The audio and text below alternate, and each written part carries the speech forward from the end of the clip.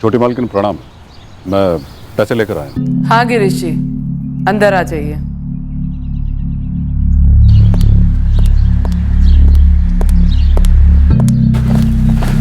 प्रणाम सरकार। प्रणाम। मालिक, वो पौधा लगा दिया है, एक बार देख लेते। देखना क्या है प्रशांत, तुमने लगाया है तो ठीक ही होंगे। फिर भी मालिक एक बार। परसों लौट के देखता हूँ। ठीक है प्रशांत।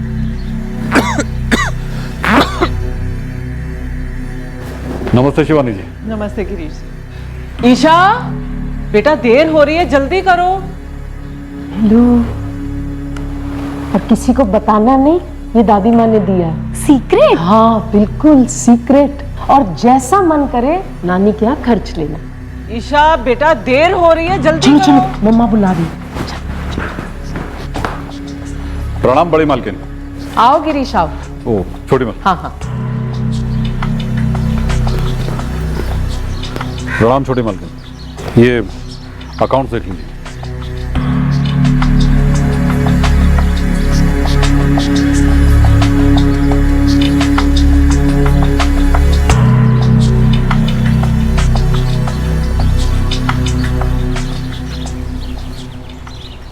माँ, परसों तक लौट कर आते हैं। ठीक है बेटा, आराम से जाना। अच्छा, वो प्रशांत को बहुत तेज खांसी हो रही थी तो मैंने उसे कल की छुट्टी दे दी है। अच्छा किया, आराम करने दो उसे।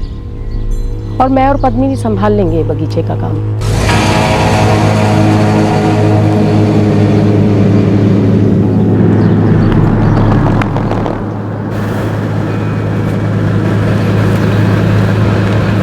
बड़ी मालकिन, रसोई का सारा काम हो गया, अब मैं निकलूं? ठीक है, परसों आना मत भूलना और टाइम पे पूजा।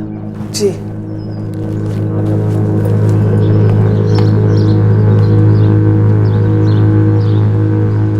ये 7 लाख है। चलता हूँ। प्रणाम छोटी मालकिन।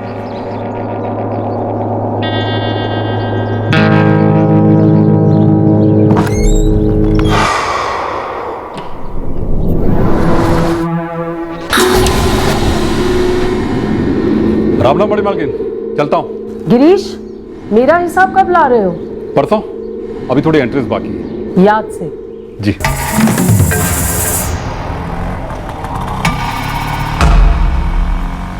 इस राजघराने में कल बहुत कुछ होने वाला है, बहुत कुछ।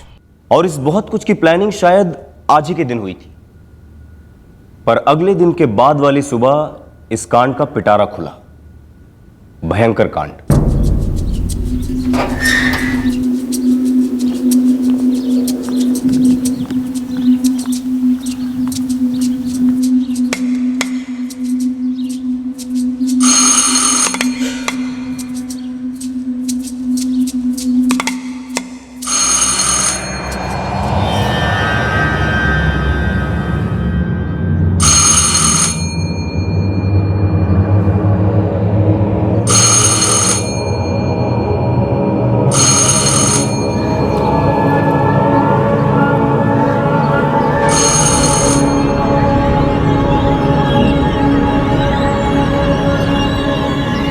एक मिनट।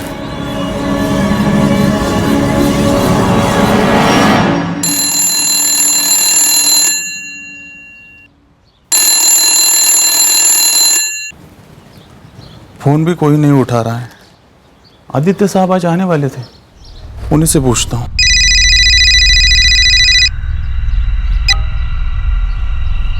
बोलो प्रशांत। मालिक, आप आ गए क्या? आ जाने वाला हूँ। बोलो क्या हुआ? बड़ी मालकिन और छोटी मालकिन कहीं बाहर गए हैं क्या? हमें तो नहीं बताया उन्होंने। क्यों, क्या बात है? मालिक, मैं और पूजा पिछले 5 मिनट से घंटी बजा रहे हैं और कोई दरवाजा नहीं खोल रहा है। और लैंडलाइन पे भी फोन किया था पर कोई उठा नहीं रहा है। The number you have called is currently not reachable. माँ और दीदी दोनों का फोन नहीं लग रहा। सब ठीक तो होगा ना घर पे? माँ, पद्मिनी, माँ, माँ, पद्मिनी, माँ, बड़ी मालकिन, छोटी मालकिन, बड़ी मालकिन, माँ, बड़ी मालकिन, माँ,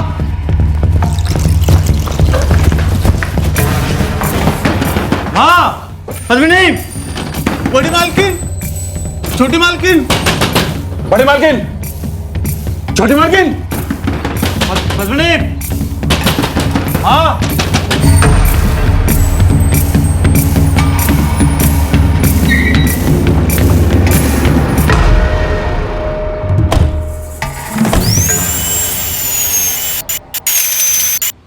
हम परसों मेरी वाइफ शिवानी के मायके गए थे परवानीगढ़। आज सुबह जैसे ही वापस लौटने की तैयारी कर रहे थे तो मुझे फोन आ गया। किसका फोन आ गया था आपको आदित्य जी? हमारे माली प्रशांत का। आपकी माताजी और बहन पद्मिनी कहीं जा सकती बाहर? जी बिल्कुल, जैसे बाकी लोगों का आना जाना होता है वैसे ही, लेकिन ऐसे बिना बोले कहीं चले जाएं ऐसा तो आज तक नहीं हुआ। नहीं साहब, रोज नहीं आती हूँ, एक दिन छोड़ के एक दिन आती हूँ। परसों आई थी और आज आई हूँ। तुम्हारा भी यही सिस्टम है, एक दिन छोड़कर एक दिन? जी नहीं साहब, मेरी रोज़ की ड्यूटी है, लेकिन परसों तबीयत खराब हो गई थी तो आदित्य साहब ने कहा कि कल छुट्टी ले लो। प्रशांत, खांसी रुक नहीं रही तुम्हारी? वो थोड़ा सा बुखार है मालिक। तो आज काम पर क्यों आए? उतनी भी बुरी हालत नहीं है मालिक, ठीक हो जाएगी। जी, अपने आप ठीक होने वाली खांसी नहीं है। एक काम करो, डॉक्टर से मिलो, कल का दिन आराम करो और परसों काम पर आ जाना। वैसे भी हम आज और कल यहाँ पर नहीं हैं। और आप? जी, मैं राजघराने के खेतों का हिसाब किताब देखता हूँ। परसों आया था छोटी मालकिन पद्मनी जी को खेतों का हिसाब किताब देने के लिए, और आज मुझे बड़ी मालकिन गायत्री जी को हिसाब देना था। आदित्य जी, इतनी बड़ी हवेली है आपके पास, लेकिन एक भी सिक्योरिटी गार्ड नहीं है, क्यों? क्योंकि कभी जरूरत महसूस ही नहीं हुई। सर। आदित्य जी आप रुकिए, पहले हम लोग अंदर जाएंगे, मुआयना करेंगे सब ठीक है कि नहीं।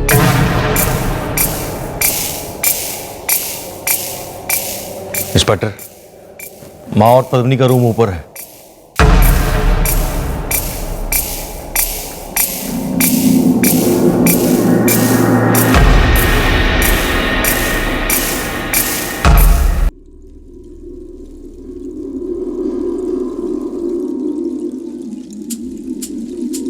क्या बात है इंस्पेक्टर? मैडम, आप बच्ची को इधर ही रखिए। आदित्य जी, आप दोनों हमारे साथ ऊपर चलिए। हुआ क्या है ऊपर? बच्ची बाहर प्लीज।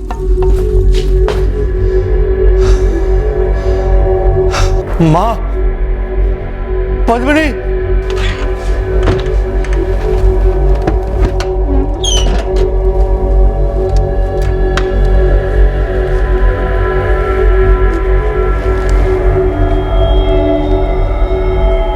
सर अजीब है, कबर्ड का दरवाजा खुला हुआ है लेकिन किसी ने कैश को हाथ भी नहीं लगाया, लाखों में है।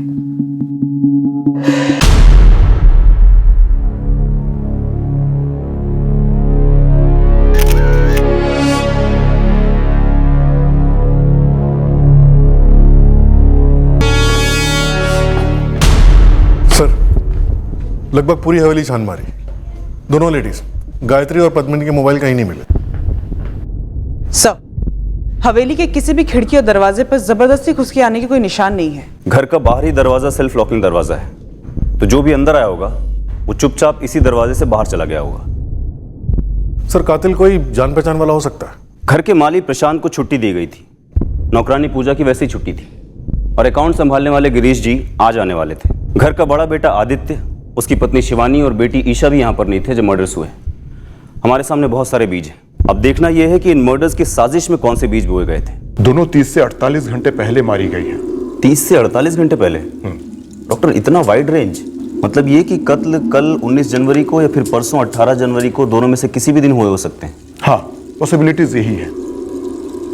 ये पद्मिनी की बॉडी काली पड़ गई है। नो, प्राइमा फेसी तो यही लगता है कि इन मर्डर्स के साजिश की सारी वायरिंग गलत हो गई है।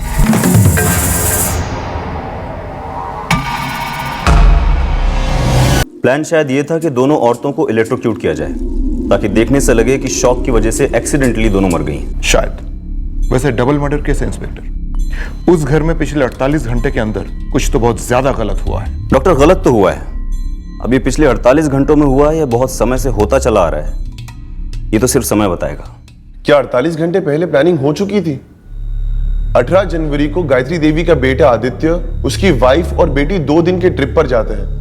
स्टाफ भी वहां 2 दिन नहीं जाता, सीधे 20 को पहुंचते हैं। अजीब बातें कई हैं। सबसे अजीब बात यह है कि इतनी बड़ी हवेली में एक ही नौकरानी थी और वो भी ऑल्टरनेट डेज आया करती थी। और हवेली का माली भी 18 को ही बीमार पड़ता है, और 19 को उसे छुट्टी दे दी जाती और 18 को या फिर 19 को इस हवेली में डबल मर्डर होता है।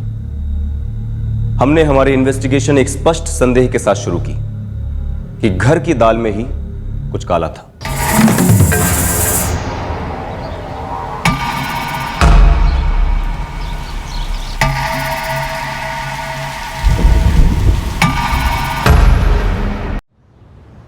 हम तो बस अफसोस ही कर सकते हैं कि काश हम कहीं ना गए होते, लेकिन तकदीर का लिखा ना तो कोई पढ़ सकता है और ना ही कोई रोक सकता है। ये डबल मर्डर्स तकदीर नहीं, ये क्राइम है, भयंकर वाला क्राइम।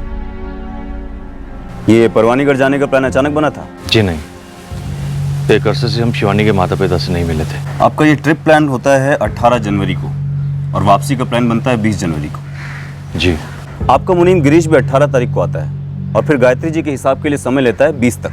जी, ये उनके बीच में बात हुई होगी, मुझे उसके बारे में पता नहीं है। और आपकी नौकरानी पूजा, वो भी 18 के बाद सीधे 20 तारीख को आती है, अजीब सी ऑल्टरनेट ड्यूटी के हिसाब से। और 19 तारीख को मैंने मेरे माली प्रशांत को छुट्टी दे दी थी। और ये दोनों मर्डर्स 18 या 19 जनवरी को ही हो जाते हैं। और आप कह रहे हैं कि ये इत्तेफाक नहीं, साजिश है? आदित्य जी, मैं कह नहीं रहा हूँ, जाहिर सी बात है कि एक साजिश है।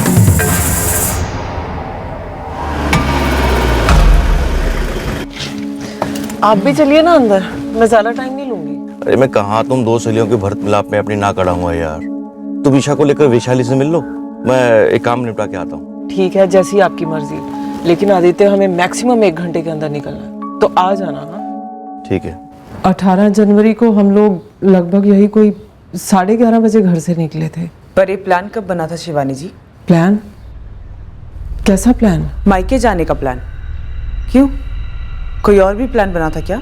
देखिए, कोई प्लान नहीं बना था, बस 17 जनवरी की रात को मैंने अपने हस्बैंड से बात की कि मम्मी के घर जाकर आते हैं, तो उन्होंने बोला ठीक है कल चलेंगे। बस हमारा मेरी पत्नी शिवानी के मायके जाना, ऐसा भी कौन सा बड़ा गुनाह हो गया इंस्पेक्टर? आप अपनी पत्नी के मायके गए और गुनाह आपके घर में हो गया आदित्य जी। अगर मुझे पता होता कि ऐसा होने वाला है तो क्या मैं ऐसा होने देता? या फिर आप ये कह रहे हैं कि मुझे पहले से पता था कि ऐसा होने वाला है, इसलिए मैं अपनी पत्नी शिवानी और बेटी ईशा के साथ घर से बाहर था? गिरीश आपका मुनीम, प्रशांत आपका माली और पूजा आपकी नौकरानी, ये तीनों भी तो उस दिन बाहर थे। तो हम सब ने मिलकर मेरी माँ और मेरी बहन की हत्या की साजिश रची है। क्यों इतना आगे का सोच रहे हैं आदित्य जी? पहले ये बताइए कि ये पूजा ऑल्टरनेट डे पर काम पर आती है, ऐसा क्यों? हम किस नौकर को कब और कैसे बुलाते हैं, ये हमारा पर्सनल मैटर है। और सिक्योरिटी का ना होना भी आपका पर्सनल मैटर है? देखिए, मैं आपसे पहले भी कह चुका कि हमें कभी महसूस ही नहीं हुआ कि हमें सिक्योरिटी की जरूरत है। आपकी मेड पूजा ऑल्टरनेट डेज पे घर पे काम करने आती है, लेकिन घर का काम तो रोज होता है ना?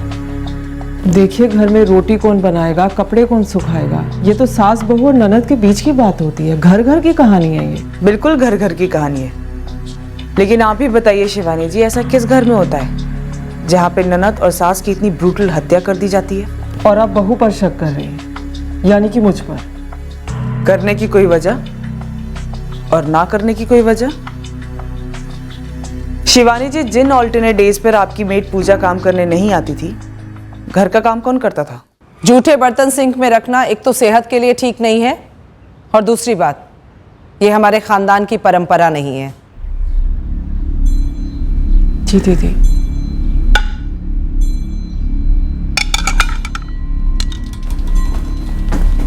गायत्री देवी और पद्मनी जी के हिस्से में जो पुश्तैनी जमीनें हैं, मैं उसकी देखभाल और सारे अकाउंट संभालता हूँ।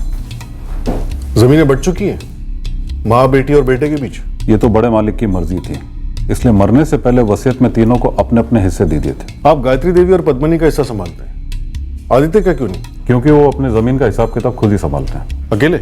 हवेली का माली प्रशांत कभी कभार उनकी मदद कर देता है, काफी खास है उनका। हाँ, प्रशांत चंडेल को बुखार था तो वो दवाई लेने के लिए आया था 18 तारीख को। बाकी वो उस दिन काम पे गया था या नहीं, ये मैं कैसे बता सकता हूँ आपको? मैं यहाँ पिछले 10 साल से काम कर रहा हूँ साहब। प्रशांत, 10 साल काफ़ी होते हैं किसी को ठीक से जानने के लिए। राजघराना है साहब, लेकिन देखिए ना, इतने सीधे संस्कारी लोग, फिर क्या हो गया? बड़ी मालकिन और छोटी मालकिन को किसी ने मार डाला। कोई बचाने वाला भी तो नहीं था। ताज्जुब होता है कि इतनी बड़ी हवेली है लेकिन कोई सुरक्षा नहीं, एक भी सिक्योरिटी गार्ड नहीं। साहब, छोटा मुंह बड़ी बात, ये बात मेरे मन में भी कई बार उठी थी, लेकिन किस मुंह से मालिक से बात छेड़ता? मैं ठहरा नौकर आदमी। प्रशांत, हमें लगता है कि ये कत्ल घरेलू मामलों की वजह से हुआ है। क्या ऐसा कुछ है जो तुम जानते हो, जो हमें पता होना चाहिए लेकिन हम नहीं जानते?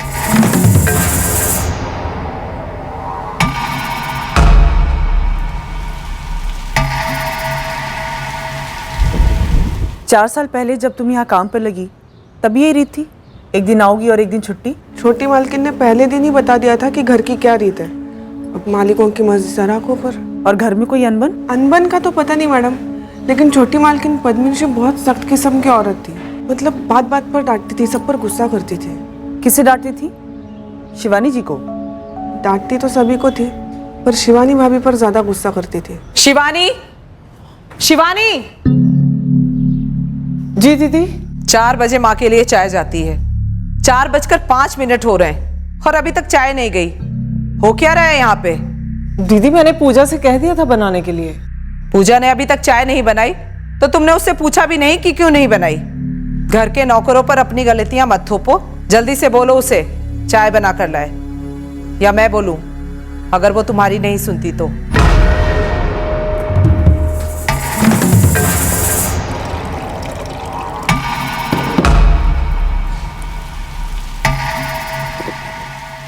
आप उस दिन 2 घंटों के लिए कहाँ गए थे? अब तुम भी मुझसे सवाल पूछोगी?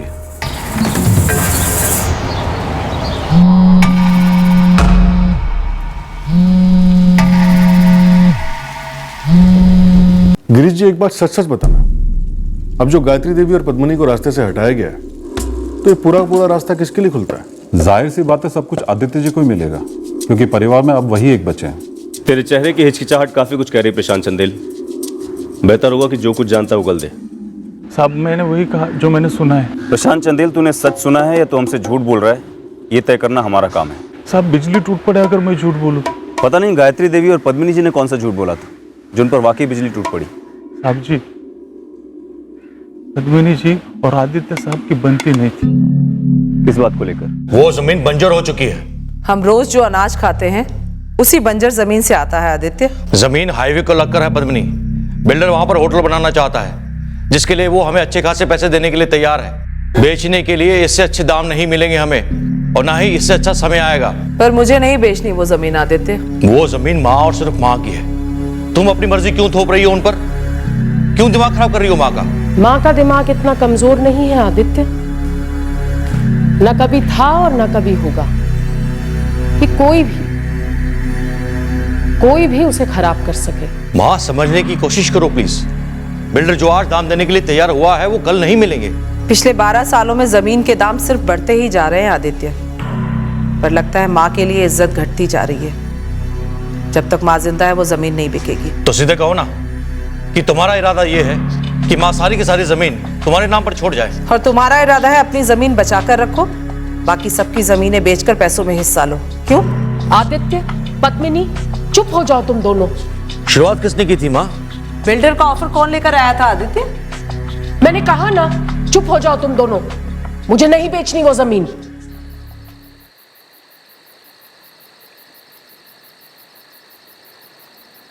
पद्मिनी दीदी जो कुछ भी कर रही है ना, बस हमारा हिस्सा मारने के लिए कर रही है। अच्छे से जानता हूँ, 1 नंबर की मौका प्रस्त।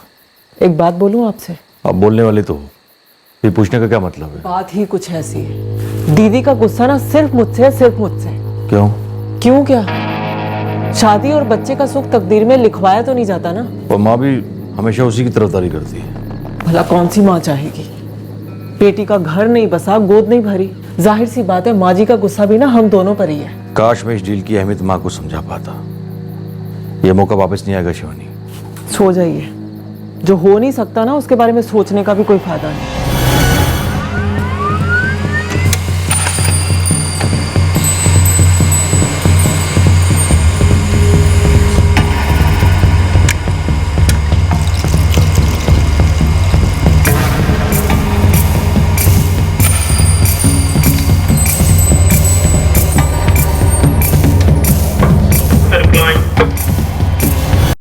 सर, गायत्री और पद्मिनी के फोन रिकॉर्ड स्कैन हो चुके हैं।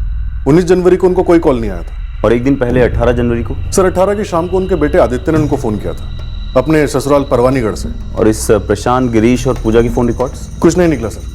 तीनों के सेलफोन लोकेशन हवेली के आसपास नहीं दिखा रहे। और ये आदित्य और शिवानी? इनका मामला गड़बड़ लग रहा है सर।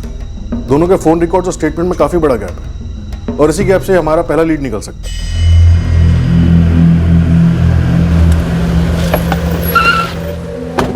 हाँ मंगेश, क्या बता रहे थे तुम इस हीटर के बारे में?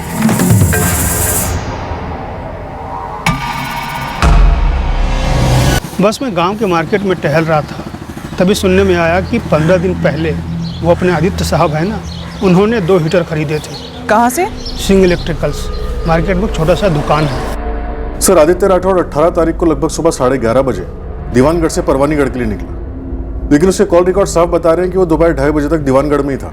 और फिर शाम को शिवानी के मायके परवानीगढ़ पहुंचकर अपनी मां को फोन करता है। कहीं ऐसा तो नहीं कि ये मर्डर्स 19 नहीं बल्कि 18 जनवरी की शाम को हुए हों? दोनों 30 से 48 घंटे पहले मारी गई है। शायद आदित्य ने गायत्री जी के फोन पर कॉल करके किराए के हत्यारों से बात की होगी, जो उस वक्त तक इस डबल मर्डर को अंजाम दे चुके थे, और गायत्री जी का फोन इन हत्यारों के पास था। सर, शिवानी को 18 की दोपहर 2:15 बजे एक कॉल आया था।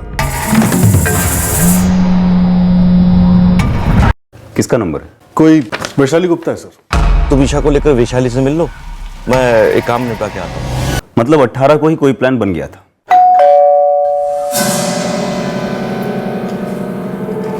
शिवानी, ओए कैसी है? मैं अच्छी हूँ। और ईशा मैडम, क्या हालचाल? हाँ, आओ आओ।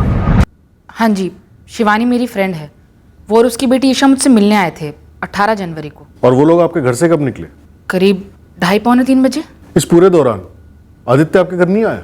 जी नहीं, वो किसी काम से गए हुए थे, लेकिन लगभग 2:30 बजे वो शिवानी और ईशा को पिक करने आए थे। अरे आंटी को बाय तो बोला नहीं। Bye Vaishali aunty. बाय मेरा लड्डू। और आप राठौड़ साहब, आप तो राजा साहब हो, हम आम लोगों के यहाँ तो कदम ही नहीं रखते ना। अरे ऐसा नहीं है, बस थोड़ा काम था, नेक्स्ट टाइम पक्का।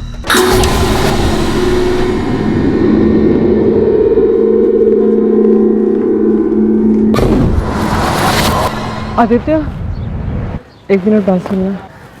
हाँ बोलो शिवानी। पुलिस ने वैशाली को फोन किया था। क्यों? हमारे बारे में पूछ रहे थे।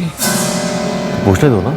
आदित्य, तुम मुझे बताते क्यों नहीं कि उस दिन तुम 2 घंटे के लिए गए कहाँ थे? शिवानी, मैंने तुमसे कहा ना, मैं किसी काम में था जहाँ मुझे 2 घंटे लग गए थे।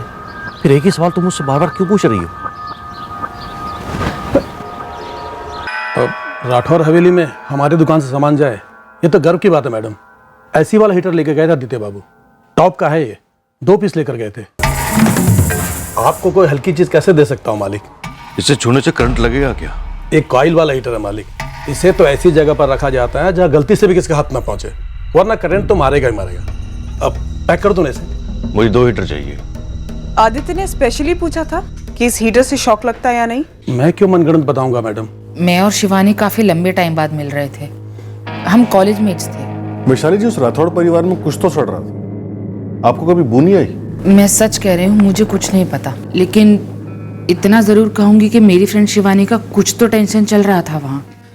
उफ, इट्स टू मच यार। एवरी ऑल्टरनेट डे नौकरानियों का नॉनसेंस। तू मुझे बता रही है? आदित्य से बात कर, तू तो नौकरानियों की टीम रखवा ले। मजाक मत कर यार। आदित्य वैसे पहले से बहुत परेशान है, वो हाईवे वाली जमीन को लेके। ये पद्मिनी दीदी भी ना कभी कभी सांपों वाली चाल चलती है। फ्रस्ट्रेशन है यार, जबरदस्त। वही तो है, खुद ना तो शादी की ना फैमिली बनाई, और पूरी की पूरी भड़ास निकालती है मुझ पे। तुझे पता है, जिन ऑल्टरनेट डेज पे पूजा नहीं आती, पूजा का A to Z पूरा का पूरा काम मैं करती हूँ, और जब वो आती भी है ना, गलती वो करती है, सुनना मुझे पड़ता है। यार तो आदित्य से बात करना, तुम लोग अलग हो जाओ, I mean, अलग रह लो। पद्मिनी दीदी यही तो चाहती हैं कि हम अलग हो जाएं और पूरी की पूरी प्रॉपर्टी पे कुंडली मार के बैठ जाए। मैं नहीं करने वाली है। इतना पैसा होने के बाद भी लोगों ने क्या खस्ता हालत कर रखी है अपनी। सही कह रही हूँ। तुझे पता है, खेतों से जितना आता है ना, उसी से गुजारा चलता है। पूरी की पूरी इनकम ठप पड़ी है, इसीलिए तो हम लोग हवेली नहीं छोड़ रहे, करोड़ों की है।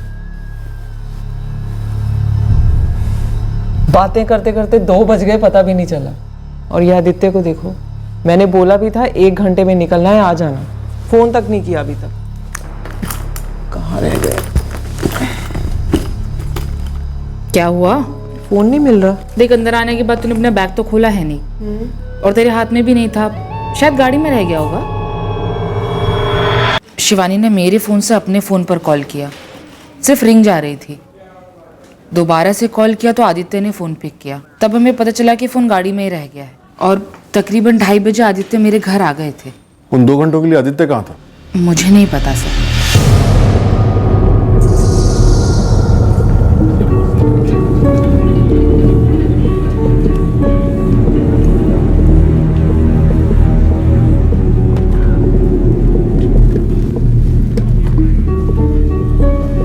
लेटेस्ट मॉडल किधर से मिला बे तुझे? तुमसे मतलब? आम खाओगे या पेड़ गिनोगे? लेटेस्ट मोबाइल है, लेटेस्ट दाम लगाओ। मैं वैशाली के घर क्यों नहीं गया? क्योंकि मुझे बोर होना पसंद नहीं है, जैसे मैं अभी हो रहा हूँ। शिवानी और वैशाली के बीच में सहेलियों वाली बातें होती जिनका मुझसे कोई ताल्लुक नहीं है। लेकिन यहाँ जो बातें हो रही हैं उसका ताल्लुक सिर्फ और सिर्फ आपके साथ है। 18 जनवरी को दोपहर 2:30 बजे तक कोई जरूरी काम कर रहे थे आप? हाँ। क्या काम आ गया था आपके हस्बैंड को? नहीं पता, ये तो मुझे अब तक नहीं पता कि वो किस काम से गए थे। अचानक होने से क्या प्रॉब्लम है इंस्पेक्टर?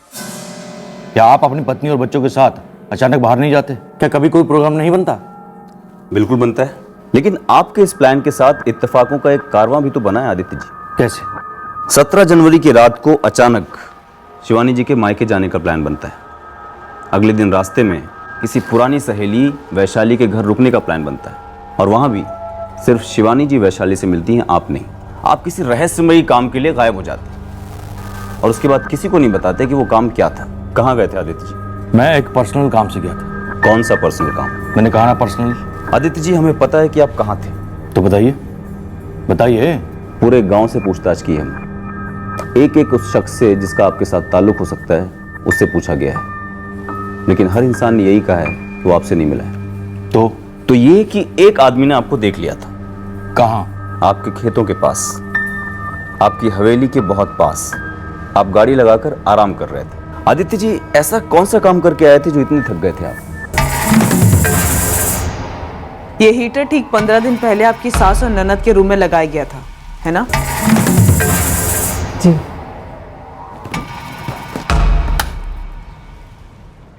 माँ, सर्दियों में ये हीटर कमरे को गर्म रखेगा।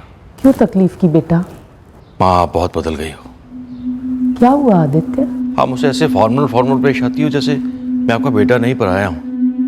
जब से मेरी शादी हुई है तब से। ऐसा कुछ नहीं है। इधर आओ, मेरे पास बैठो।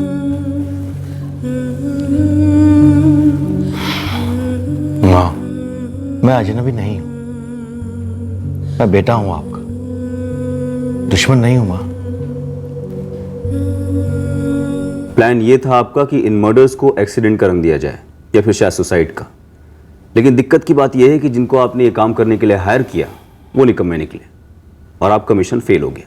सॉरी, इस वक्त आपकी इन्वेस्टिगेशन फेल हो रही है और आपकी कॉमन सेंस भी, क्योंकि आप प्योर बकवास कर रहे हैं। वो हीटर्स 15 दिन पहले, सिर्फ 15 दिन पहले आपने लगाए थे उनके कमरे में। ऐसे हीटर्स जो शॉक दे सकते हैं। आप और हम दोनों एक ही कस्बे में रहते हैं और आप और हम दोनों अच्छी तरह से जानते हैं कि पिछले 15 दिनों में सर्दियां अपनी पीक पर है। ठंड से बचने के लिए मैंने वो हीटर अपनी माँ और बहन के कमरे में लगाया था और एक हीटर अपने कमरे में भी। और आपने सिंह इलेक्ट्रिशियंस के मालिक शंकर सिंह से खास तौर पर पूछा था, डबल चेक किया था कि क्या हीटर के कॉइल को छूने से उससे शॉक लग सकता है। पूछा था, बिल्कुल पूछा था, ताकि ये बात मैं अपनी माँ और बहन को बता सकूं कि हीटर का स्विच ऑन करके कमरे से बाहर ना जाए, क्योंकि उस कमरे में मेरी छोटी बेटी ईशा आती जाती रहती है। अगर गलती से भी ईशा ने उस कॉइल को छू लिया तो कुछ भी गलत हो सकता है। लेकिन आप है कि बात को पता नहीं कहां से कहां ले गए। आपके और पद्मिनी के बीच में कोई अनबन चल रही थी? मनगढ़ंत कहानियां बना रहे हैं आप लोग हमें फंसाने के लिए। माना कि आदित्य की पद्मिनी दीदी के साथ और यहाँ तक कि कभी कभी माँ जी के साथ भी अनबन रहती थी, लेकिन वो किसी का कत्ल करने या करवाने वाले आदमी नहीं है। अनबन कंटिन्यू थी, छोटी छोटी बातों पर, बड़े बड़े मसलों पर तनाव भी रहता था, लेकिन इसका कारण मैं नहीं था, वो पद्मिनी थी, जिसके दिमाग का पारा 24 घंटे चढ़ा रहता था। मैंने आज तक तुम्हारे आदमी गिरीश के खिलाफ कभी आवाज उठाई है? गिरीश जी मेरे आदमी कब से हो गए? उनके दादा परदादा हमारे दादा परदादा के मुनीम थे, बस। हद है, एक पुराने मुलाजिम के लिए ये किस तरह की बहस शुरू हो गई है तुम दोनों के बीच में? माँ, पद्मिनी को कोई हक नहीं बनता कि वो प्रशांत पर चिल्ला दे। माँ, मुझे कोई ये बताएगा कि प्रशांत इस हवेली के अंदर कदम रखता कैसे है? उसे इजाजत दी किसने? कहाँ जा रहे हो प्रशांत? छोटी मालकिन, वो पिछवाड़े जा रहा था बगीचे के कुछ औजार लेने। जब आदित्य नहीं है तो तुम घर के अंदर आए कैसे? वो बगीचे का काफी काम रुका पड़ा था, और औजारों के बिना हो नहीं पाता, इसलिए आया था। तुम क्यों आते हो? सबको सब कुछ पता है। चलो निकलो यहाँ से, और आइंदा से इस घर में कदम मत रखना। बागबान हो, बगीचे तक ही रहो, समझे? पिछले 10 सालों से प्रशांत इस घर में काम कर रहा है, लेकिन तुम्हें क्यों खटकता है? क्योंकि उसे मैं लेकर आया हूं, वो मेरा वफादार है। बिल्कुल नहीं। मुझे सिर्फ इस बात की तकलीफ है कि उसने हमारे घर पर चोरी की है, और वो दोबारा चोरी नहीं करेगा, इस बात की क्या गारंटी है? पत्नी थोड़ी सनकी थी और शक्की भी। एक सेकंड में किसी पे भी इल्जाम लगा देती कि इसने चोरी की, इसने मुझे बुरी नजर से देखा, ये ऐसा है वो वैसा है। बस उसे चुप कराने के लिए कभी कभार हमारे बीच में थोड़ी बहुत बहस हो जाया करती थी, लेकिन इसका मतलब ये नहीं है कि मैं अपनी माँ और बहन का कत्ल करवाऊंगा, कभी नहीं। इंस्पेक्टर, इतनी सारी बातें साफ साफ बताने के बाद भी अगर आपको लगता है कि आपके पास कोई सबूत है तो मुझे गिरफ्तार कर लीजिए, वरना बिना सबूत का हैरेसमेंट बंद कर दीजिए। और मेरी फैमिली मैटर में दखल देना वो तो बिल्कुल ही बंद कर दीजिए।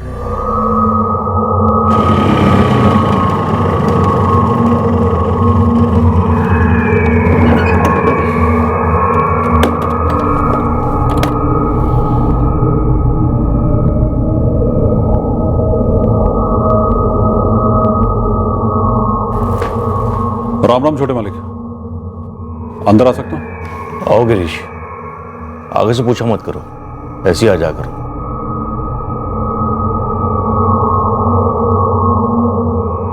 सर जो कुछ भी हुआ है घर के अंदर से ही हुआ है। पूरा फायदा आदित्य को हो रहा है, लेकिन हमारे पास उसके खिलाफ रत्ती भर का सबूत नहीं है। बचा स्टाफ, माली प्रशांत, मेड पूजा और मुनीम गिरीश, इन सबके बैकग्राउंड चेक किए, क्लियर है। रिश्तों में दीवारें थी, इन दीवारों में सीलन भी पड़ गई थी। घर तो टूट गया, लेकिन इमारत अभी मजबूत है, बल्कि करोड़ों की।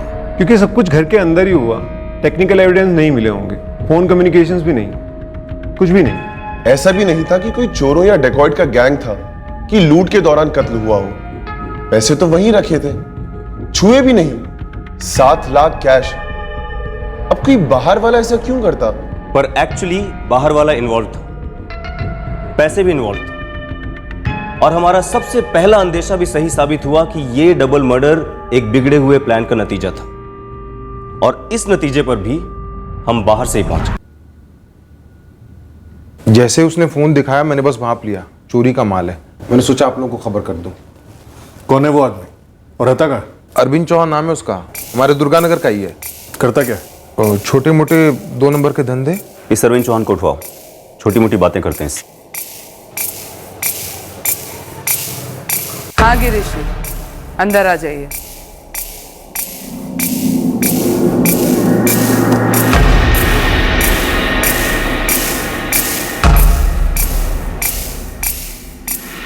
ये फोन तो पद्मिनी का है, आपको कहां से मिला? किसी ने बेचा इसे, खरीदने वाले ने आकर ईमानदारी से रिपोर्ट करा दिया।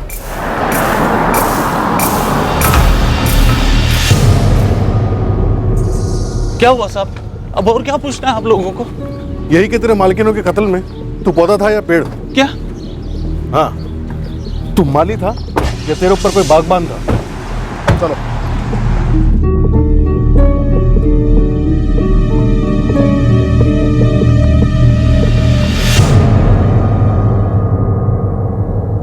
क्राइम हिस्ट्री में डिप्लोमा है इस अरविंद का, चोरिया मारपीट सब।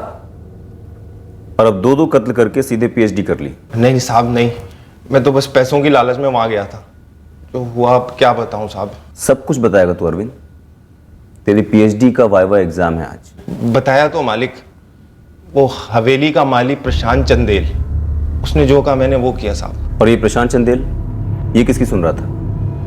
कौन था इसके ऊपर? कोई नहीं था साहब, बस उसके अंदर बदले की आग थी। उन्होंने 4 साल पहले उसे जेल भिजवाया था। ये प्रशांत चंदेल की चोरी का केस तो हमारे ही थाने का है। मैडम, हम में से कोई भी तब इस थाने में नहीं था। पीएसआई साहब 1.5 साल पहले आए, आप 1 साल पहले, बड़े साहब को आए हुए 6 महीने हो गए, और मुझे खुद 2 साल हो गए, और ये केस तो 4 साल पुराना है मैडम।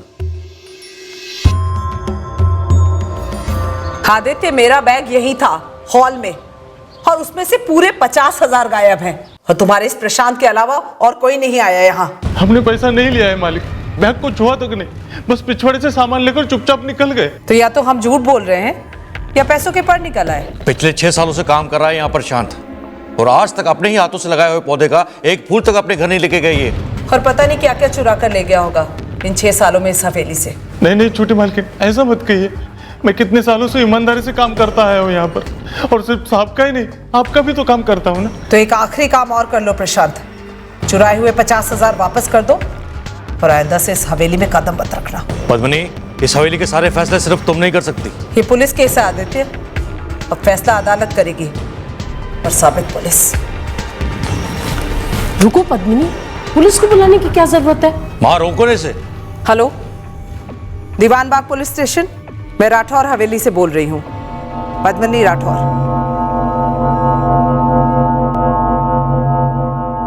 तीन दिन लॉकअप में रखा, पीटा भी, लेकिन मार खाते खाते मैं सिर्फ यही कहता रहा, मैंने चोरी नहीं की। तेरी केस फाइल में लिखा हुआ है कि आदित्य राठौर ने तुझे जेल से छुड़ाया था, तेरा केस वापस लिया, और यही नहीं, तुझे वापस काम पे भी रखा था। उनका मुझ पर हमेशा एहसान रहा है। ये पद्मिनी मालकिन, उसने मेरा पैसा खाया, उसके लिए मैंने पूरे 6 महीने काम किया। जब गिरीश जी बीमार पड़े थे, पूरे 30,000 रुपए बनते थे, उस पर चोरी का इल्जाम लगाकर मेरे पैसे नहीं दिए उसने।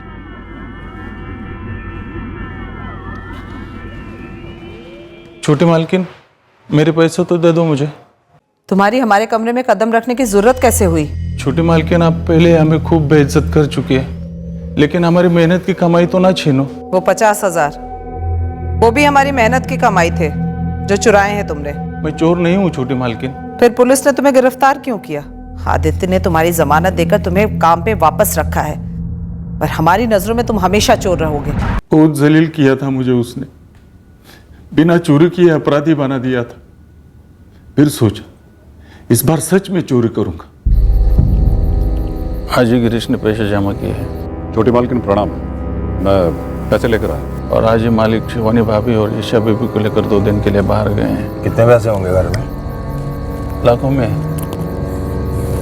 पॉकेटमारी में इतनी जी तोड़ मेहनत है, पकड़े जाने का इतना बड़ा रिस्क है, हाथ लगते हैं क्या 100-200? हाँ तो मतलब पूरा बागीचा है, सारे फूल हमारे, जो चाहे तोड़ो। कांटे भी है। क्या कांटे? फूलों के दोनों गमले तोड़ने होंगे। मारे डालते हैं दोनों को। सच? और नहीं तो क्या, इतनी बेइज्जती की है तेरी। पैसों से तो सिर्फ मेरे दिल को ठंडक मिल सकती है, तेरे दिल को नहीं। पकड़े गए तो? कभी नहीं। हाथी की मौत के लिए आज तक चीटी पे शक हुआ है कभी?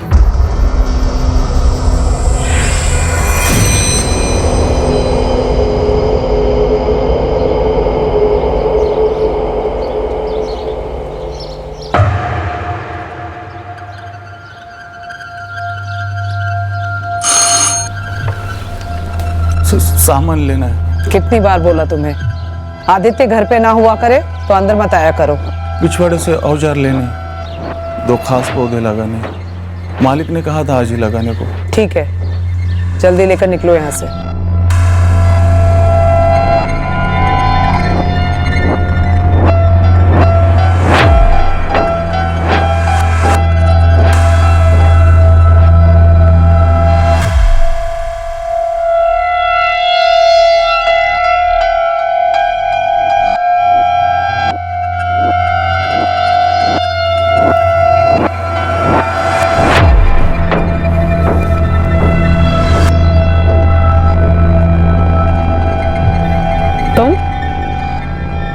ये कौन है तुम्हारे साथ?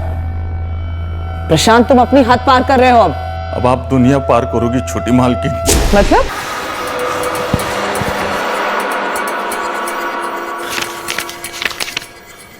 ये तो 10,000 ही है, तूने तो कहा था लाखों है। मुझे लगा था गिरीश लाखों लाया होगा। कोई नहीं, 10,000 भी बुरे नहीं होते हैं। बाकी इनके मोबाइल बेचेंगे, कीमती हैं काफी। अब सही है, अब लग रहा है दोनों माँ बेटी बिजली के झटके से मर गए। चल। जुर्म की दुनिया में कोई नर्सरी का भी स्टूडेंट होगा ना, तो वो भी यही बोलेगा, तुम्हारा प्लान परफेक्ट नहीं था, बल्कि परफेक्ट का उल्टा था, एकदम कच्चा।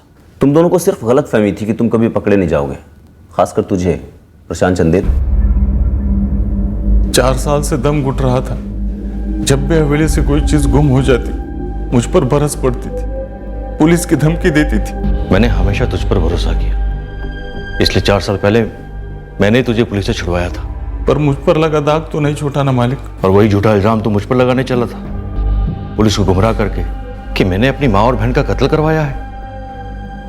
कहां गई तेरी वफादारी?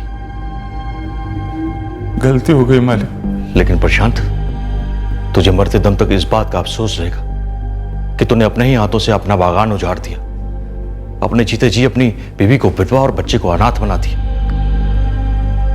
इसे गलती नहीं कहते प्रशांत।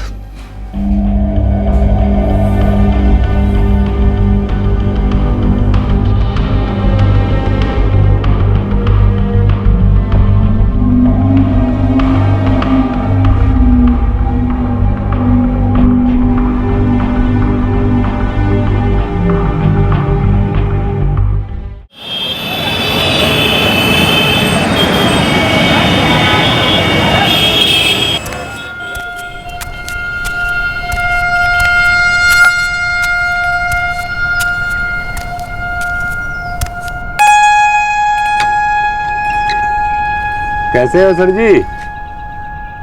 बढ़िया है बशीर। हुआ है सुबह सुबह बाजार से? हाँ, वो चॉकलेट लाए हैं पोते पोतियों के लिए। नहीं, बाहर जा रहे हैं क्या? बनारस जा रहे हैं बेटे के पास, 3 दिन में लौट आएंगे। अच्छा है। खुदा हाफिज सर जी। खुदा हाफिज बशीर मियां।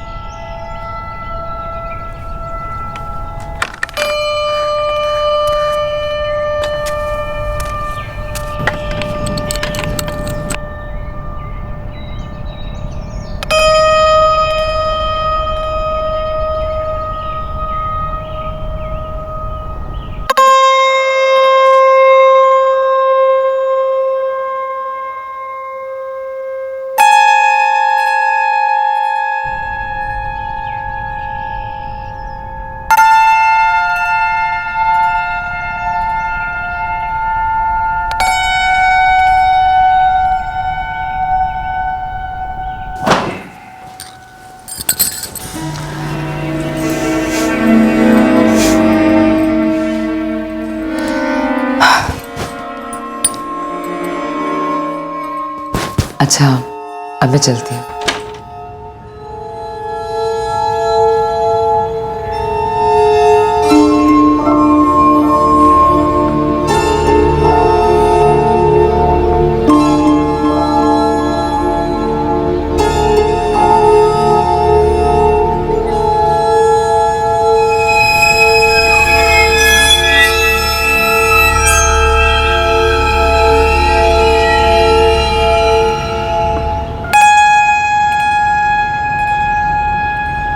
जी, अस्सलाम वालेकुम। आप कहीं जा रहे हैं? हाँ, बनारस जा रहे हैं। अच्छा, अपने बेटे के पास? हाँ, बेटे के पास। फिर तो लंबे वक्त के लिए जा रहे होंगे? नहीं नहीं, 3 दिन में आ जाएंगे। जी, खुदा हाफिज। खुदा।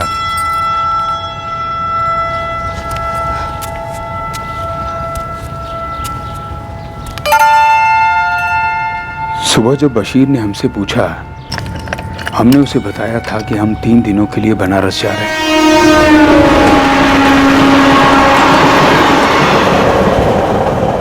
और फिर बशीर की बीवी सायरा ने हमसे वही सवाल किया और हमने वही जवाब दिया। लेकिन हमें कुछ खटका। बनारस से लौटने तक हमें ये खटकता ख्याल सताने वाला था। फरमाइए। कान खुले हैं हमारे। या आज या कल या परसों, 3 दिन है। दिन और वक्त हम तय करेंगे। काम क्या बताओ? काम इन्हीं 3 दिनों में हो सकता है। काम बताइए। काम दरअसल ये है,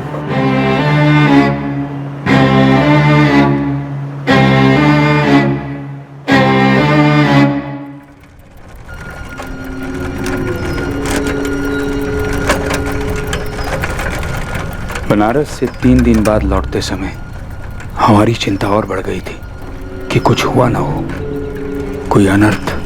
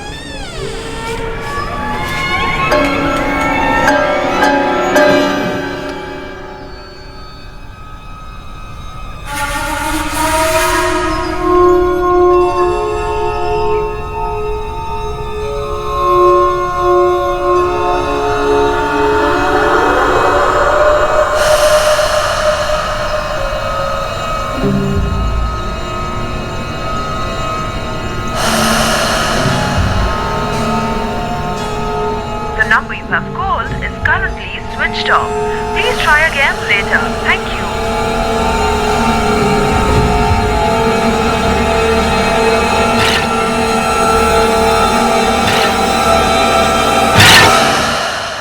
नहीं तो ना तो मैंने बशीर को कहीं जाते हुए देखा और ना ही उसकी जोरू सायरा को।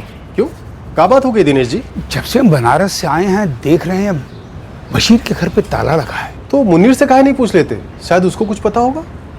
नहीं सर जी, हमने बशीर और सायरा को नहीं देखा, और वैसे भी कहीं जाते तो हमें काहे बताते। हाँ वो बात भी है, बस ऐसे ही पूछ रहे थे, हम भी नहीं थे ना यहाँ।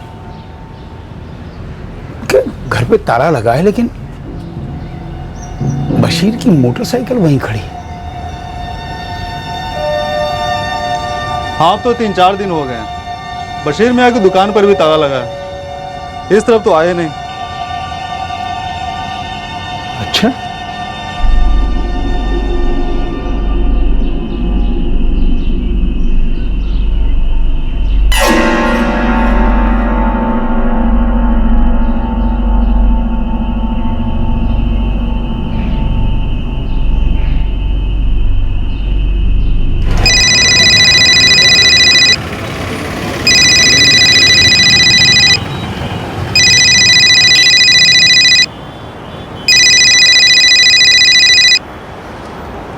जी सलाम सर जी। मुश्ताक, तेरे अब्बू और अम्मी कहाँ गए हैं? सर जी वो सायरा, वो हमारी अम्मी नहीं है, हमारी अम्मी की सौतन है। और अब्बू हमें बता के तो कुछ काम करते हैं नहीं, और ना हमें दिलचस्पी है जानने में कि वो क्या करते हैं। मुश्ताक ऐसा है, वो दरवाजे पर ताला लगा है और वो तेरे अब्बू की मोटरसाइकिल बाहर खड़ी है। घर के अंदर से कुछ वो बदबू सी आ रही है। सर अब फिरोजाबाद की बदबू यहाँ आगरे में सूंघ कर कैसे बता दूँ?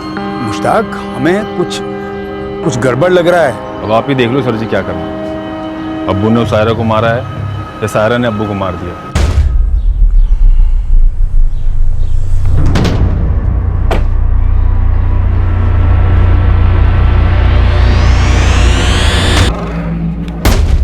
ये बशीर का अपना घर है? नहीं, किराए पे रहते हैं। मकान मालिक उस्मान कादरी है, हमने फोन कर दिया उसे।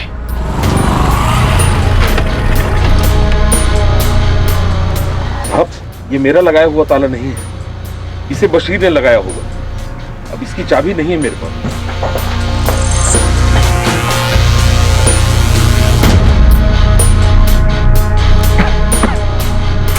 हम कल से देख रहे थे, घर बंद था, हमें कुछ ठीक नहीं लग रहा था। यही बशीर है? जी हाँ, ये घर में कोई उथल पुथल नहीं है। अलमारी खुली है लेकिन अंदर किसी भी चीज को छुआ नहीं गया है। सर ये 2 फोन मिले हैं लेकिन दोनों से स्विच ऑफ है। पता करो ये दोनों फोन इन्हीं के हैं या किसी और के। सर, ये जो सायरा है इसके बदन पर गहनों के निशान तो हैं, लेकिन गहने नहीं हैं। साहब, मैंने बशीर के बेटे मुश्ताक को इतला कर दिया है, वो आगरे से निकल पड़ा है। करता क्या था ये बशीर? साहब एजेंट था, मकान जमीन इन सब का। सारा? जहां तक मुझे पता है ये कहीं बाहर काम नहीं करती थी, घर संभालती थी।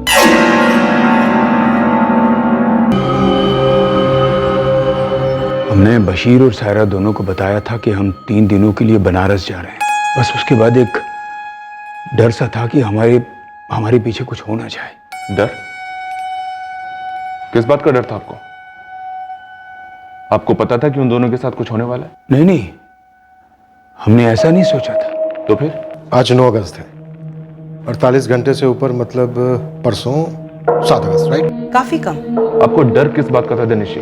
इस बात का कि हमारे पीछे हमारे घर को कुछ ना हो जाए। तो आपको इस बात की फिक्र थी कि सायरा और बशीर आपके घर के साथ कुछ करेंगे? अब हम आपको कैसे बताएं, बड़ा अजीब से जोड़ा था। दिनेश जी विस्तार में और साफ साफ बताइए। सर दोनों ही फोन का पता लग गया है, एक बशीर अहमद का है, दूसरा सायरा अहमद का। लेकिन सर दोनों ही फोन के पूरे कॉल डिटेल्स को डिलीट कर दिया गया है। नेटवर्क सर्विस प्रोवाइडर से कहो कि तुरंत कॉल डिटेल्स निकलवा के दें। जी सर। हाँ तो आप कह रहे थे कि अजीब जोड़ा था? जी। कैसे?